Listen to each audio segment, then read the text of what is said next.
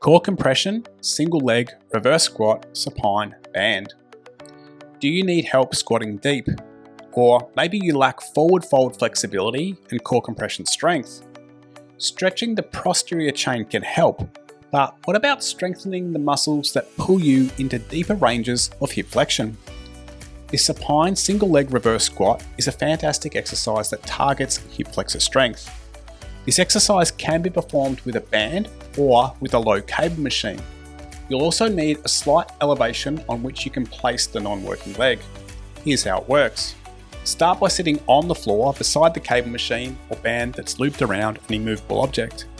Place the foot of the working leg inside the handle, or you can use an ankle strap. Next, shuffle back from the cable machine or band attachment so you can lie flat on your back with the non-working leg straight.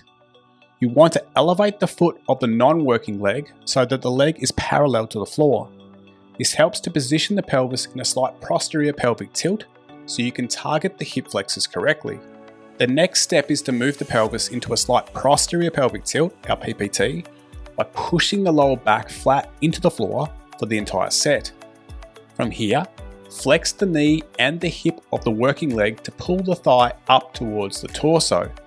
Focus on contracting the deep hip flexor muscles and trying to close the angle between the belly and the thigh. Then slowly straighten the leg by extending the knee and hip. Each time you flex the hip and knee of the working leg, you want the thigh to go past 90 degrees of hip flexion so that you can train the deep hip flexor muscles. If you can't flex the hip enough to take the thigh past 90 degrees, you'll either need to lower the weight or resistance, stretch your hamstrings, or potentially choose a different core compression exercise. Pausing at the end range of hip flexion will also help to build more strength in the end range.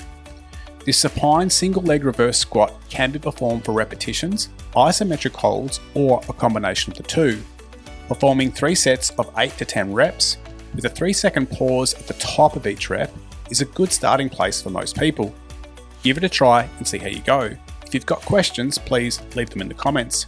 If you found this video helpful, please hit the like button and subscribe to the channel.